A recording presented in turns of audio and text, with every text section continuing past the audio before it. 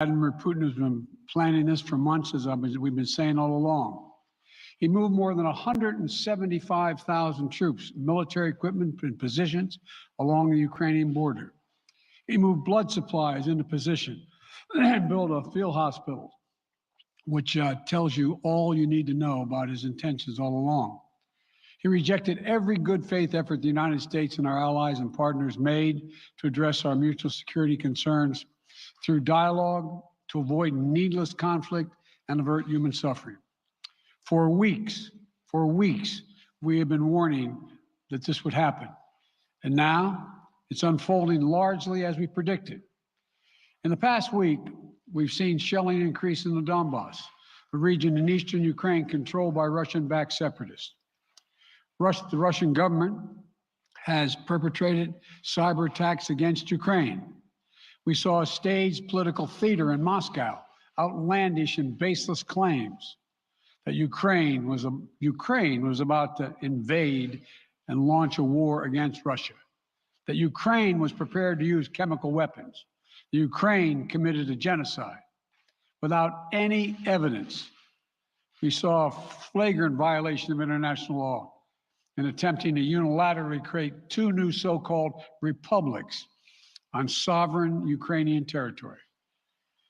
And at the very moment that the United Nations Security Council was meeting to stand up for Ukraine's sovereignty, to stave off invasion, Putin declared his war.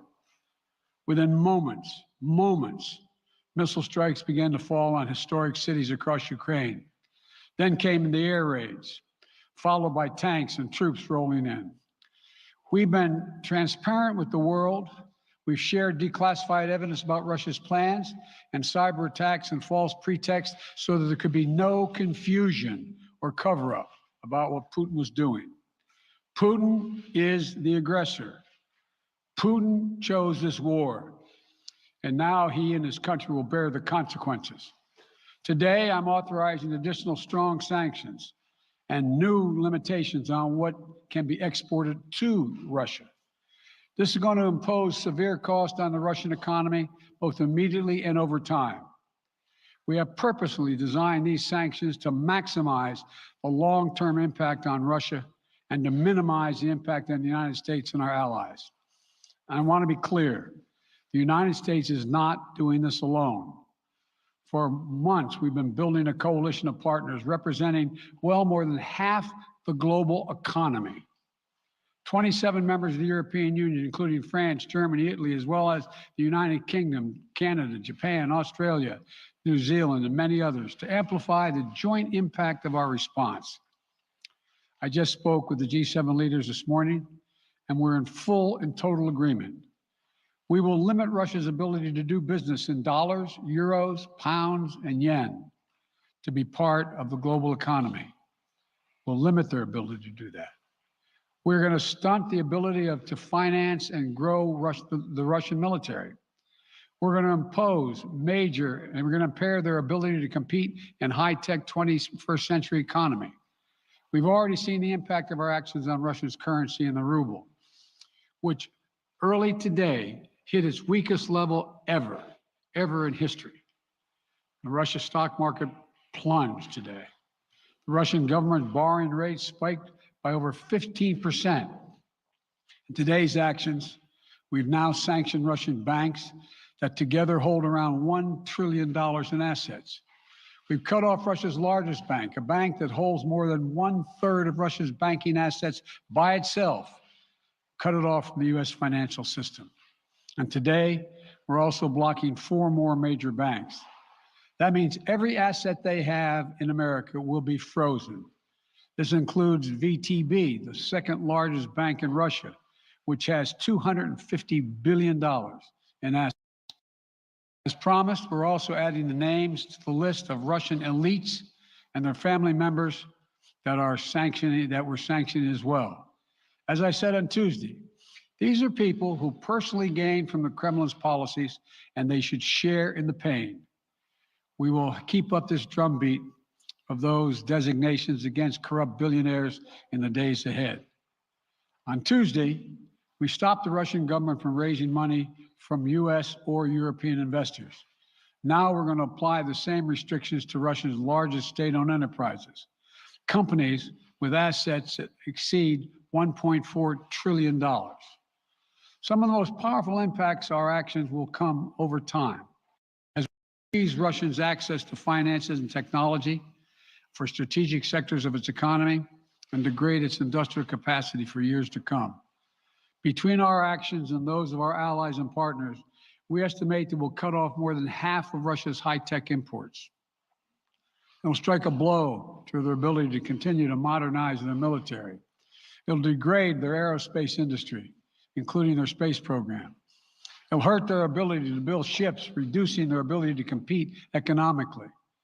And it will be a major hit to Putin's long-term strategic ambitions. And we're preparing to do more. In addition to the economic penalties we're imposing, we're also taking steps to defend our NATO allies, particularly in the East. Tomorrow, NATO will convene a summit. We'll be there to bring together the leaders of 30 allied nations and close partners to affirm our solidarity and to map out the next steps we will take to further strengthen all aspects of our NATO alliance. Although we provided over $650 million in defensive assistance to Ukraine just this last year, let me say it again. Our forces are not and will not be engaged in the conflict with Russia in Ukraine. Our forces are not going to Europe to fight in Ukraine, but to defend our NATO allies and reassure those allies in the East. As I made crystal clear, the United States will defend every inch of NATO territory with the full force of American power. And the good news is, NATO is more united and more determined than ever.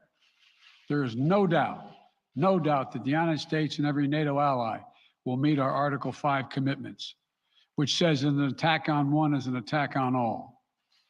Over the past few weeks, I ordered thousands of additional forces to Germany and Poland as part of our commitment to NATO. On Tuesday, in response to Russia's aggressive action, including its troop presence in Belarus and the Black Sea, I've authorized the deployment of ground and air forces already stationed in Europe to NATO's eastern flank allies, Estonia, Latvia, Lithuania, Poland, and Romania. Our allies have also been stepping up, adding the other allies, the rest of NATO, adding their own forces and capabilities to ensure collective defense.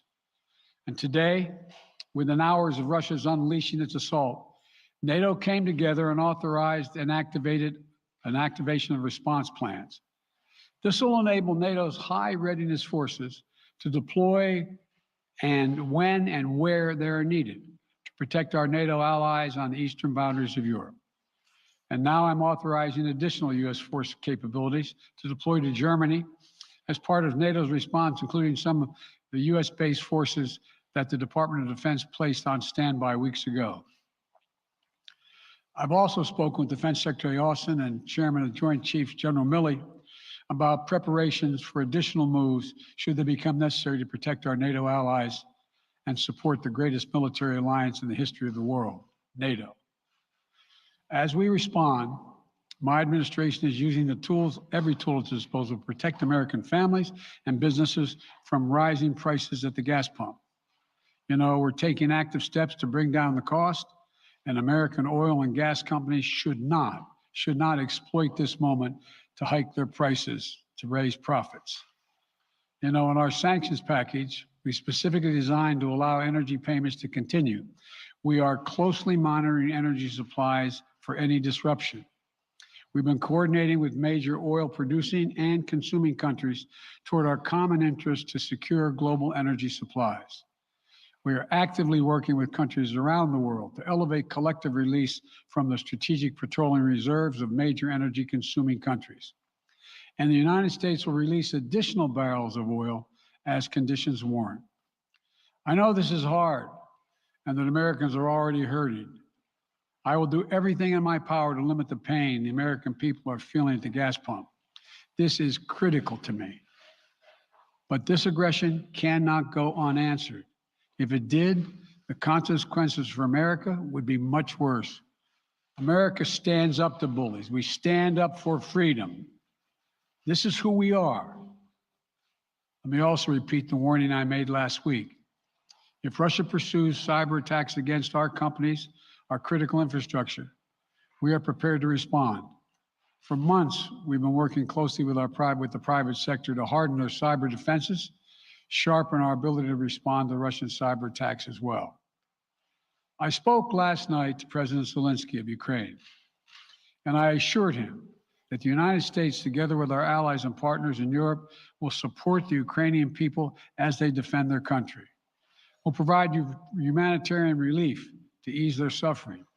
And in the early days of this conflict, Russia propaganda outlets will keep trying to hide the truth and claim success for its military operation against a made-up threat. But history has shown time and again how swift gains in territory eventually give way to grinding occupations, acts of mass civil disobedience, and strategic dead ends. The next few weeks and months will be hard on the people of Ukraine. Putin has unleashed a great pain on them, but the Ukrainian people have known 30 years of independence. They've repeatedly shown that they will not tolerate anyone who tries to take their country backwards. This is a dangerous moment for all of Europe, for the freedom around the world. Putin has committed an assault on the very principles that uphold the global peace. But now the entire world sees clearly what Putin and his Kremlin allies are really all about. This was never about a genuine security concerns on their part. It was always about naked aggression, about Putin's desire for empire by any means necessary, by bullying Russia's neighbors through coercion and corruption, by changing borders by force, and ultimately by choosing a war without a cause. Putin's actions betray his sinister vision for the future of our world, one where nations take what they want by force. But it is a vision that the United States and freedom-loving nations everywhere will oppose with every tool of our considerable power. The United States and our allies and partners will emerge from this stronger, more united, more determined, and more purposeful. And Putin's aggression against Ukraine will end up costing Russia dearly, economically and strategically. We will make sure of that. Putin will be a pariah on the international stage. Any nation that countenances Russia's naked aggression against Ukraine will be stained by association. When the history of this era is written, Putin's choice to make a totally unjustifiable war on Ukraine will have left Russia weaker and the rest of the world stronger. Liberty, democracy, human dignity, these are the forces far more powerful than fear and oppression. They cannot be extinguished by tyrants like Putin and his armies.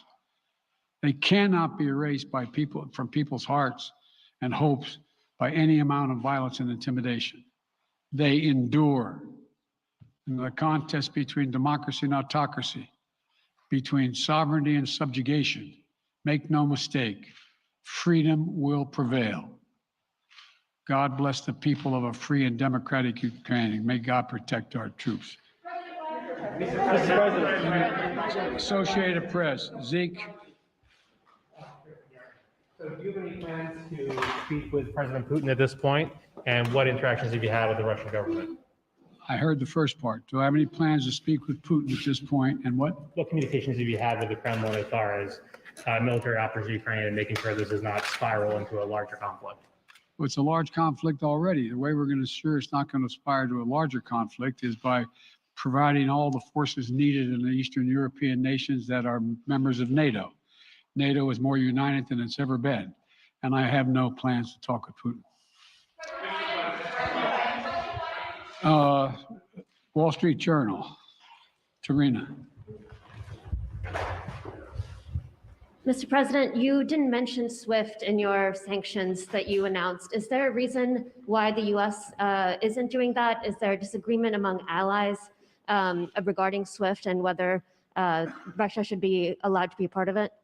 The sanctions that we have proposed on all their banks have of equal consequence, maybe more consequence than SWIFT, number one. Number two, it is always an option, but right now that's not the position that the rest of Europe wishes to take. Cecilia Vega, ABC. Sir, sanctions clearly have not been enough to deter Vladimir Putin to this point. What is going to stop him? How and when does this end? And do you see him trying to go beyond Ukraine? And a second question I'll just give to you now. This statement that he gave last night, the threat that he gave, the West will face consequences greater than any you have faced in history. Is he threatening a nuclear strike? I have no idea what he's threatening. I know what he has done, number one. And number two, no one expected the sanctions to prevent anything from happening. It has to show, this is going to take time, and we have to show resolve so he knows what's coming. And so the people of Russia know what he's brought on them. That's what this is all about. This is going to take time. It's not going to occur. He's going to say, oh my God, these sanctions are coming. I'm going to stand down. He's going to test the resolve of the West to see if we stay together, and we will. We will, and it will impose significant costs on him. Will he go beyond Ukraine, sir? Do you see him going beyond? Yes. Two topics, just really quick. First, markets are down and gas prices are up. I know you always stress the difference between Wall Street and Main Street, but everybody seems to be in for some economic pain. How economically painful is it going to get for people in this country? And I do have one more question. First of all, there's no doubt that when a major nuclear power attacks and invades another country, that the world is going to respond, and markets can respond all over the world. So there's no doubt about that, number one. Number two, the notion that this is going to last for a long time is highly unlikely as long as we continue to stay resolved in imposing the sanctions we're going to impose on Russia, period. What's the next question? I'm sorry. The next question is, did you underestimate Putin, and would you still describe him the way that you did in the summer as a worthy adversary? At the time, I made it clear as an adversary, and I said he was worthy. I didn't underestimate him. And I've read most of everything he's written. Did you read? I'm not being a wise guy. You heard the speech he made, almost an hour's worth of speeches, why he was going into Ukraine. He has much larger ambitions in Ukraine. He wants to, in fact, reestablish the former Soviet Union. That's what this is about. And I think that his ambitions are completely contrary to the place where the rest of the world has arrived. You're confident that these devastating sanctions are going to be as devastating as Russian missiles and bullets and tanks? Yes, Russian bullets, missiles, and tanks in Ukraine. Yes, I am. Thank you, President Biden. If sanctions cannot stop President Putin, what penalty can? I didn't say sanctions couldn't stop him. You've been talking about the threat of these sanctions for several weeks now. Yes, but the threat of the sanctions and imposing the sanctions and seeing the effect of the sanctions are two different things. They're two different things. And he's going to begin to see the effect of the sanctions. And what will that do? How will that change his mindset here, given he's Because it attacking will so Ukraine as we weaken his speak? country that he'll have to make a very, very difficult choices of whether to continue to move toward being a second-rate power or, in fact, respond. You said in recent weeks that big nations cannot bluff when it comes to something like this. You recently said that the idea of personally sanctioning President Putin was on the table. Is that a step that you're prepared to take? And if It's not a bluff, it's on the table. Sanctioning President Putin? Yes. Why not sanction him today, sir? Mr. President? Why not sanction him today, sir? Mr. President, if I can, you detailed some severe and swift new sanctions today and said the impact it will have over time. But given the full-scale invasion, given that you're not pursuing disconnecting Russia from what's called SWIFT, the international banking system, or other sanctions at your disposal, respectfully, sir, what more are you waiting for? Specifically, with the sanctions we've imposed exceed SWIFT. The sanctions we imposed exceed anything that's ever been done. The sanctions we imposed have generated 2/3 of the world joining us. They are profound sanctions. Let's have a conversation in another month or so to see if they're working. Yes. Can I ask you about Zelensky? Sir, you spoke to Vladimir Zelensky yesterday, sir. What's the risk that we are watching the beginning of another Cold War? And is there now a complete rupture in U.S. and Russian relations? There is a complete rupture right now in U.S.-Russian relations if they continue on this path that they're on. And in terms of a Cold War, that depends. You have the vast majority of the rest of the world in total opposition to what he's doing, from Asia to South America to Europe to around the world. And so it's going to be a cold day for Russia. The idea, you don't see a whole lot of people coming to his defense. And are you, if I could follow up, sir, are you urging China to help isolate Russia? Are you urging China to help isolate Russia? I'm not prepared to comment on that at the moment.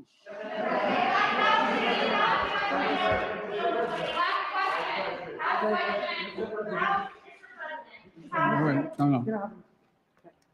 Yeah. No. He's had his hand up a long time. Thank you, Mr. President. How concerned are you that Putin wants to go beyond Ukraine into other countries and the U.S. will have to get involved if he moves into NATO countries? Well, if he did move into NATO countries, he will be involved. We will be involved. The only thing that I'm convinced of is if we don't stop now, he'll be emboldened. If we don't move against him now with these significant sanctions, he will be emboldened. And, Look, well, anyway. and can you talk anything more about your conversation? Mr. President.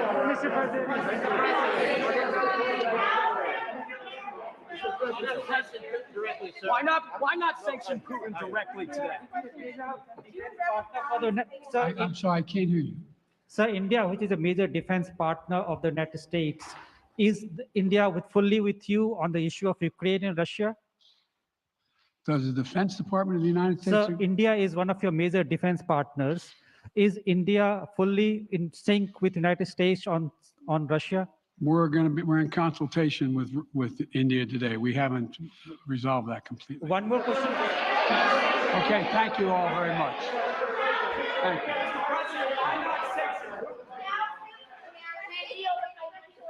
President Biden in the East Room of the White House talking about the latest in the Western response to the Russian invasion of Ukraine. He talked about cutting off exports from the United States to Russia, talking about freezing Russian assets, talking about imposing new sanctions. Let's go right now to Clarissa Ward, who is in Kharkiv, Ukraine, about somewhere between 15 and 20 miles from the Russian border. We have teams throughout the region. And Clarissa, you just heard some kinetic sounds of some sort, bombing or shells? That's right, Jake. It was sort of ironic as President Biden was laying out the U.S.'s response to this invasion. We were here on the ground hearing a loud series of booms. They were still quite far in the distance, but still, you can imagine for the people of the city just how unnerving a time this is, because the reality is that no one knows what is coming next down the pipeline. Will there be an all-out ground assault on this city? This is the second largest city in the country, 1.4 million people. You have a huge buildup of Russian tanks and weaponry and personnel, field hospitals, blood just on the other side of the border. And from what we understand, there have been movements towards this city. Ukrainian forces have been trying to defend the city, and so far they haven't reached it. But for people here, this is a moment of real urgency, because if Russian troops arrive here in the city, what does that mean happens next? Will they surround it? Will they attack it? Will they lay siege to it? A lot of people have been hunkered down in subway stations, metro stations. They've become now impromptu bomb shelters. Hundreds of people we saw down there for hours with their children, with their pets, with whatever they could grab from their homes before they left. And the only thing they don't have is any sense of where this goes now. We heard a lot of those people saying to us once they understood we were international journalists, what is the world going to do to come to our aid? And I think these sanctions, robust as they are, will be greeted certainly by Ukraine's leadership with positivity, because they are very strong. But for most ordinary people on the ground, the reality is in this moment, it doesn't provide that much comfort, because Sanctions, as we know, they can take a while before you really feel the bite. And a lot of people theorize that President Putin has already, factored the cost of them in to his calculations and has clearly gone beyond the Rubicon in terms of abiding by international norms and responding in rational ways to things like sanctions. And so the fear here becomes that won't deter him, that it won't be enough to stop what could be a bloody onslaught, Jake. All right, Clarissa Ward in Kharkiv on the eastern Ukraine. Let's go now to Aaron Burnett, who's in western Ukraine, in Lviv. And Aaron, this is, I think it's empirically, these are strong sanctions, an announcement of measures that the United States is taking that will hurt the Russian economy. But I do wonder what people in Ukraine will think if it's too little, too late. Certainly there'll be some feeling of that. I second exactly what Clarissa is saying. It will be welcomed by the government. To people here, it will not feel like much. But there is great gratefulness and enthusiasm for what the United States has done. I think so much depends on what happens over these next hours and days, though, Jake. But as you described them as robust, I think that's fair. Obviously, it's a disappointment that Europe would not get on board with bans to the SWIFT banking system. I suggest 4 numbers matter here, Jake. One of them is $100 a barrel. That is where both Brent and crude oil are trading right now. So denying Russia and those companies that deal with that the ability to benefit from that, that's pain. To the extent that they can still sell it to China, which they can, China is still going to remain, unless there's a big development here, going to pretty much become the primary buyer of a lot of Russian things and the primary provider of those tech exports. So I give you that number. Another number, 33%. That's how much the Russian stock market finished down today after initially losing half its value. So there is pain there. Putin said about an hour or two ago to the wealthy in that country that your patriotic duty is to now shoulder some of the downside here, making it very clear there will be pain. The other number, Jake, is the unknown. Did you hear the president say elites and their families, the billionaires, the corrupt? He didn't tell you how many, and he didn't tell who they are. He said we're going to know in the coming days, and that is crucial. So far, they've only sanctioned 5 of them. Today, the UK came out with a list of 100. I need to go through that to give you a better sense of how strong that is. But the ones that the US government put out the other day, not a single one was in the list anywhere near the top 25, 35, 45 wealthiest Russians. So this list is going to really matter. That is the great unknown number. So I think these are just a few of the things to think about. They have real meat and bones. They matter. He's right. It's a long-term, not a short-term proposition. So there's a lot unknown. But a lot is going to come down to who those individuals are. And are they really going to block them from access to the things they care about the most? The art galleries, the yachts, the women, and the glitz of the Western world. That's what they want. And if that isn't blocked, then they will not be effective. All right, Aaron Burnett, stay safe in Lviv. Let's go now to Matthew Chance. He's in Kyiv, the capital of Ukraine. And Matthew, I guess one of the questions I have for you is, it does seem as though, given the Russian troops that you saw not far from Kyiv not long ago, it does seem that the capital city of Ukraine is, under threat of being captured. And I'm wondering how tangible the threat is and what you're hearing on the ground. Yeah, it's in jeopardy, obviously. In terms of what I'm hearing right now, it's very quiet. You look out around the expanse of the Ukrainian capital right here behind me, and it seems very calm. There's nobody on the streets. You can't hear jets in the sky. You certainly can't hear the thundering airstrikes that we witnessed 24 hours ago. But I know for a fact that just 15 miles away, there is an air base which has been taken over by Russian special forces. And there are other air bases and strategic locations around the capital city as well, where Russian forces are positioned, creating an airhead, an air corridor, if you like, so that more troops, presumably, and armor can be brought in. And so it opens up the whole question of what does Vladimir Putin have in store for this capital city. The concern amongst Ukrainian officials, and they say this quite openly now, is that they think within the next few days that Russian forces will have surrounded the capital with the intention of taking it over, with the intention of toppling the Ukrainian leadership and installing instead a pro-Moscow puppet government. Well, earlier I witnessed that process, perhaps firsthand, the start of it at least.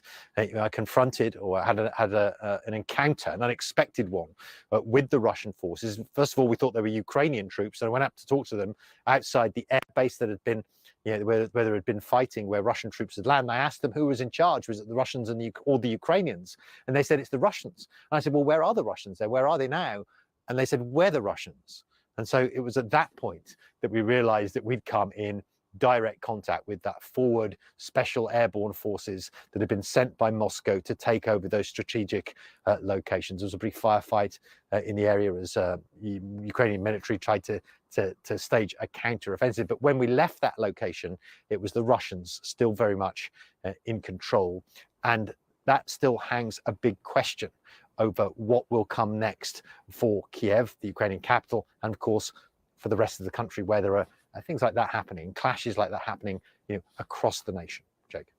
All right, Matthew Chance in the Ukrainian capital of Kyiv. Nick Robertson's in Moscow, Russia for us. Nick, you just heard Matthew hypothesizing as what comes next. Do the Russians create a multi-100,000 troop occupation? Or is there something else they can do? Can they install a puppet government, a puppet regime, and recognize the quote-unquote independence of that country, as they did, I believe, in the breakaway republics of Russia? I'm sorry, of Georgia. Yeah, Jake, I think for the language that we've heard from the Kremlin so far, the way that they talk about denazification, this is something without substance that they level at the government in Kyiv right now. So I think it's very clear from the Kremlin, they absolutely intend to replace the government of President Zelensky. What they plan to do in that place, in place of him, is anyone's guess. But it would seem only reasonable to think that they would have to put somebody in charge of the country. Who that person is isn't clear. Certainly the British government about 4 weeks ago outed the name of one Ukrainian politician who they thought Russian authorities wanted to install as president of the country. Whether that's changed subsequently. The Kremlin at the moment is saying that they're not intending to have an occupation in the country, that they're intending only to denazify, as they call it, and hit the military installations. What we have witnessed here in Moscow this evening are ongoing protests for several hours, anti-war protests. I can tell you more than 800 people have been arrested in Moscow this evening. More than 1,500 people arrested in different protests across Russia in 50 different cities. So the mood on the streets here in Russia, you have the police who are standing by here still in this central Moscow location, telling people that they do not have the right to gather here. They do not have the right to hold an anti-war protest. Government officials have been warning them if they do, they could face prosecution. If they're prosecuted and found guilty, then that would be a criminal record. That criminal record could hurt them further on in their lives. So this is very tough warning from the government for the citizens of their country. If they plan their own leadership in Ukraine, this is hypothesis, if they plan to control the country of Ukraine, the citizens of Ukraine can therefore expect to have the democracy that they've been enjoying transferred into an autocracy like this, where the population doesn't have the right to protest as they do in Ukraine at the moment, doesn't have the right to come out and voice their own opinions, doesn't have the opportunity to vote in free, fair and independent elections. Precisely how the Kremlin here intends to manage that isn't clear, but it's absolutely clear in their own country. They will brook no dissent. People we've seen being arrested today, harshly arrested, thrown up against the side of police vans, posters taken off of them that have said, stop the war. There is a hard press in Moscow to force the message at home that they intend to force through this war in Ukraine. All right, Nick Robertson in Moscow, Russia. Thank you so much. Let's go to the White House now, where our chief White House correspondent, Caitlin Collins, was just trying to get an answer to the question from President Biden, why not sanction Vladimir Putin? And Caitlin, great question. He did not ultimately answer it.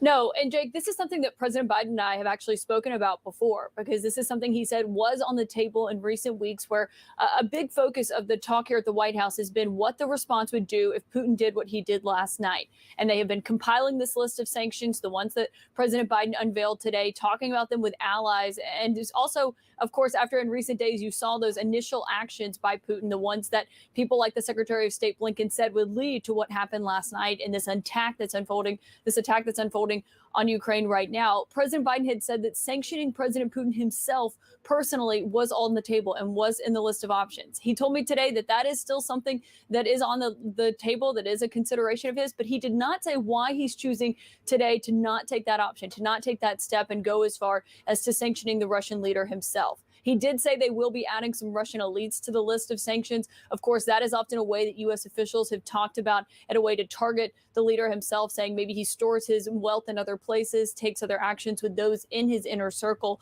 So we'll be waiting to see exactly what those names are and who is on that list, Jake, of who's going to be affected by this today. But I do think what just happened in that press conference and with President Biden's remarks before them speaks to the larger question of what is going to happen next year, which I think, as you've seen senior defense officials say, they do believe Putin is targeting the capital of Ukraine. They do believe he is going to try to remove the leadership and put in his own pro-Russian leadership there. It raises a lot of questions about what's next here. And you saw President Biden saying that he believes President Putin will become a pariah, that Russia will become weakened because of the actions that he's taken. Of course, how that works and the calculus that the Russian leader himself is putting into this really remains to be seen. What it looks like next and how they respond. One other thing I do want to note, President Biden said he had spoken to the Ukrainian President Zelensky, which happened last night when Zelensky asked him to help rally the international community behind Ukraine to help them at this time of what is obviously so desperate need.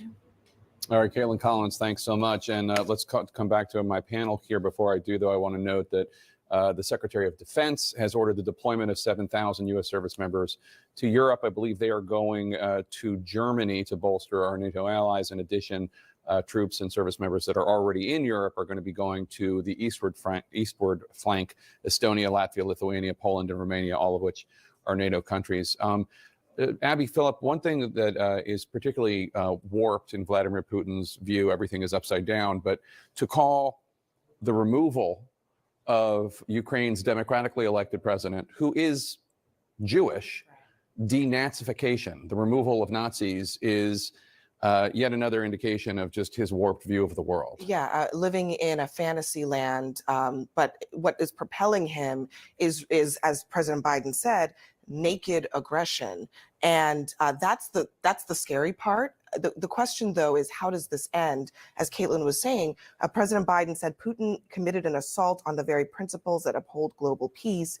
This was never about genuine security concerns. So how do you get them back at the table? How do you get them out of Ukraine? It almost seemed today that President Biden was effectively conceding they're probably not getting him out of Ukraine. These sanctions are not about stopping this particular conflict. It's about deterring potentially Putin going even further. But I think there's a big question mark at the end of that about why that would actually, what is the argument that would actually work? Because this might inflict pain on the Russians, on Putin's allies, but that threat was not enough to stop him from going into Ukraine. It's hard to see it stopping him from doing anything more. And John King, in the last, we've been covering Ukraine and we've been covering Russia for a long time now, not just this latest episode, but in general. Stephen Hadley, George W. Bush's former national security advisor, told me in 2014 that it was a mistake for the Bush administration to have not imposed sanctions on Russia after Russia took parts of Georgia. General Clapper just told me the other day that he wished that the Obama administration had been more aggressive in 2014 when Putin seized Crimea.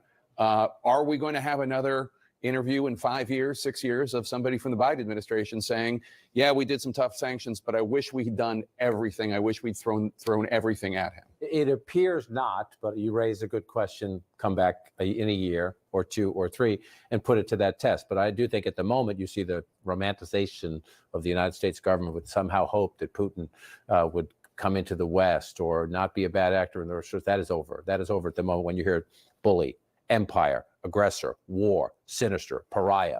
Those words from the President of the United States about Vladimir Putin. I was covering the Clinton White House when Putin first came up as prime minister and then president. I remember Bill Clinton meeting with him at the time. Could he be a reformer? Who is this guy from the KGB who had been a relative moderate as the mayor of St. Petersburg? You know, would he be a moderate and then he replaced Boris Yeltsin, George W. Bush, remember, at the Slovenia summit? I looked into his soul. And so the evolution is now complete. Vladimir Putin has exposed himself. But I think Abby made a key point at the end there. Can the president now hold this alliance together?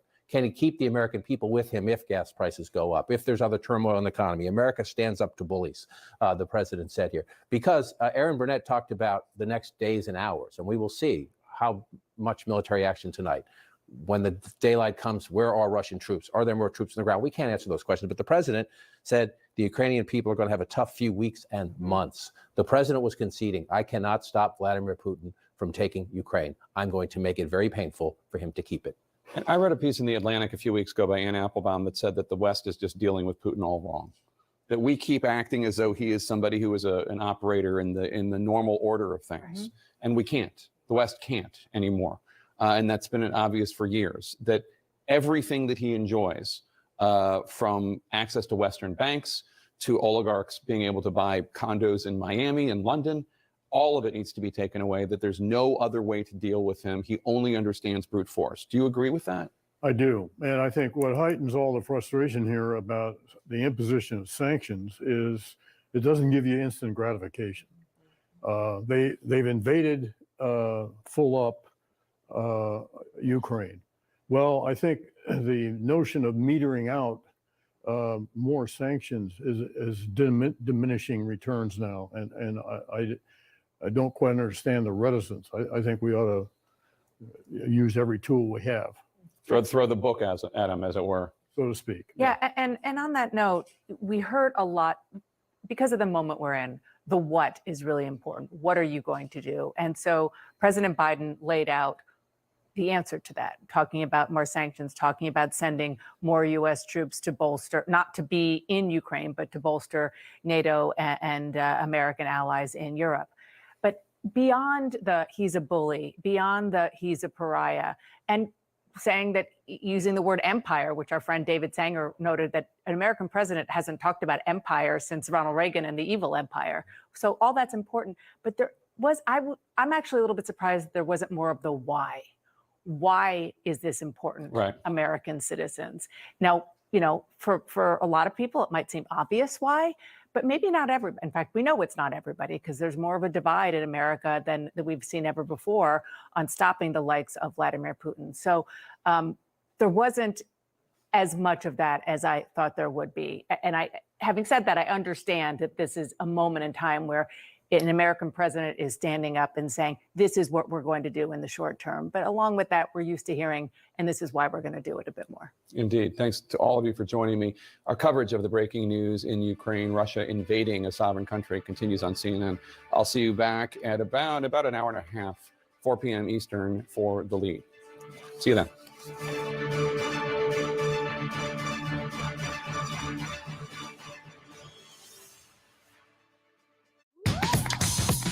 You won't faze me. Unlike Zyrtec, Allegra won't make me drowsy. Allegra starts working 2 times faster than Claritin. So trees, you won't take me down. When allergies attack, take Allegra. Take over you.